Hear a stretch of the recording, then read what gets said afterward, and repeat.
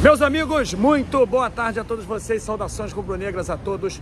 Muito obrigado a você aí, companheiro rubro-negro e anti-rubro-negro que vai participar comigo desse debate. Eu estou exatamente aqui em frente ao Boteco Boa Praça, onde tem uma feijoada e eu vou degustá-la junto com o meu pai, o meu irmão, a minha filha, enfim, a minha família está aqui hoje para prestigiar 82 anos do Miguelão. Todos nós estamos muito contentes por isso. E o Miguelão está ali com a camisa da Espanha, muito feliz por estar aqui hoje conosco. Bom, é o seguinte, meus amigos, vocês sabem muito bem o que aconteceu ontem e sabem muito bem o que aconteceu semana passada também comigo. Eu não quero aqui, de forma alguma, posar como vítima, inclusive até porque eu não tenho essa característica, mas vocês sabem muito bem que na semana passada, quando eu fui ao hall dos elevadores depois do jogo contra o América Mineiro, eu fui empurrado. Então vocês vão me sacanear aí de novo. Eu fui empurrado pelo filho do agressor de ontem, porque no meu entendimento o modus operandi foi o mesmo. O companheiro lá, ele veio por trás de outras pessoas, me empurrou e aí depois se abriga ali nos braços de seguranças e de outras pessoas. E o que aconteceu ontem no vestiário foi a mesma coisa. O cara dá um soco no Pedro, olha só o que aconteceu. E o próprio filho foi lá e empurrou o pai. O próprio filho foi lá e separou a briga do pai junto com os outros argentinos.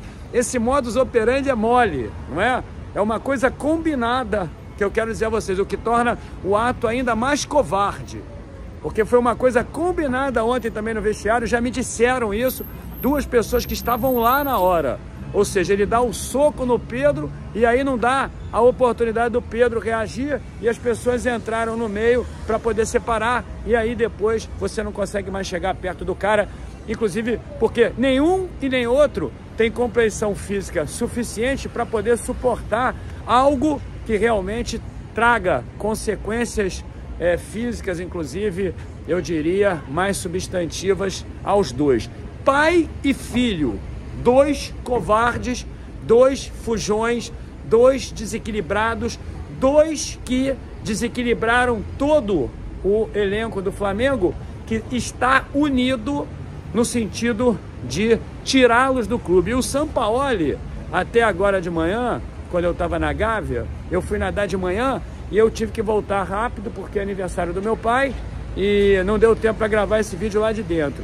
Mas até hoje de manhã o Sampaoli está irredutível. O Sampaoli não quer tirar os dois e conselheiros, alguns dirigentes do Flamengo, apesar de que tem outros que querem contemporizar a situação, como por exemplo o companheiro Gabriel Andreatta. Eu falei com ele hoje, ainda há pouco pelo celular, por mensagem. Não quero aqui causar repercussão não, mas o coordenador técnico da comissão técnica, o Gabriel Andreatta, ele, ao que me parece, novamente tenta ali apresentar condescendência, áreas de condescendência com tudo que aconteceu, gosta de contemporizar as coisas porque não é com ele.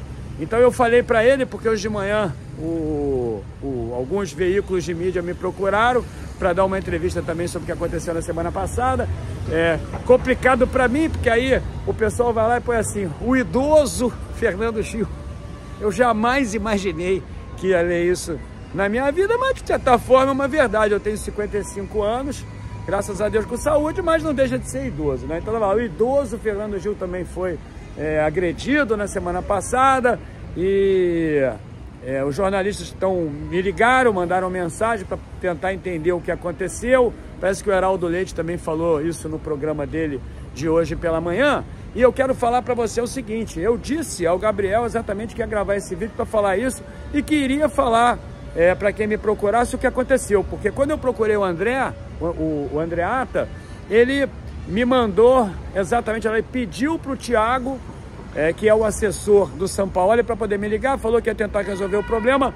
Acho que ele não conseguiu resolver, porque a irredutibilidade desses caras é enorme. Eles acham que vem aqui para o Brasil. Isso não é um discurso com um tom de xenofobia, não, viu? Porque eu tenho muitos amigos lá na Argentina e não tem nada contrário a argentino nenhum. Mas esses específicos dessa família aí, Fernandes, eles são, assim como o Sampaoli, são irredutíveis, acho que podem chegar aqui no Brasil, fazer aquilo que eles quiserem, que eles podem agredir, que eles podem xingar, que eles podem ofender, como fizeram com a minha mãe também, e esse foi o grande problema de tudo, porque se fosse só um empurrão, tudo bem, mas não é.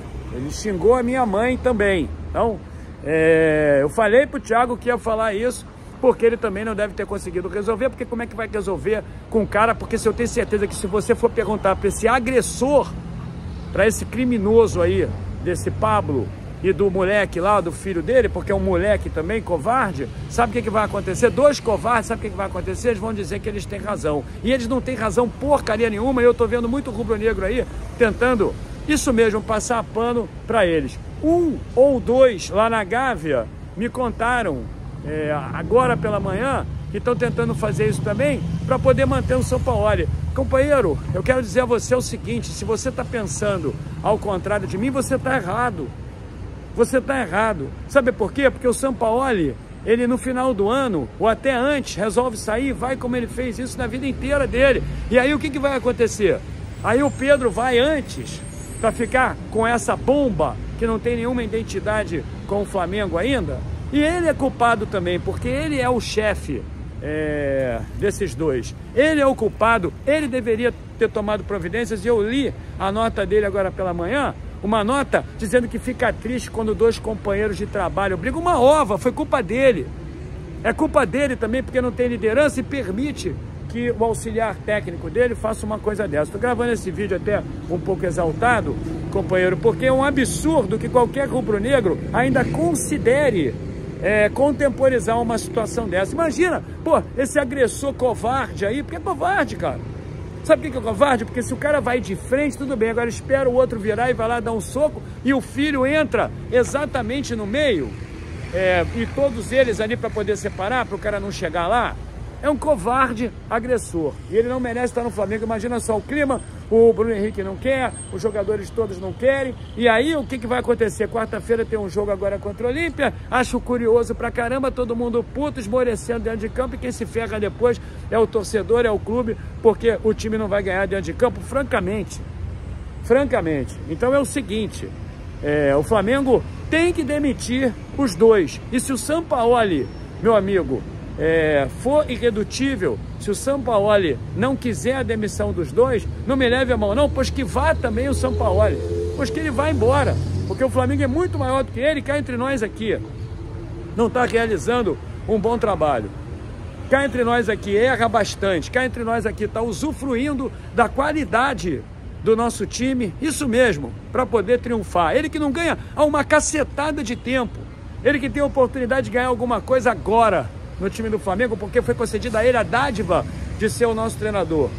Ele que está aí há anos, sem testar o ombro dele, para saber se tem força para erguer uma taça ou não, traz esses dois criminosos para cá, para esses caras ficarem fazendo coisa dessa. Imagina só o elenco como tá. Então é inadmissível que você aí, companheiro rubro-negro, pense diferente.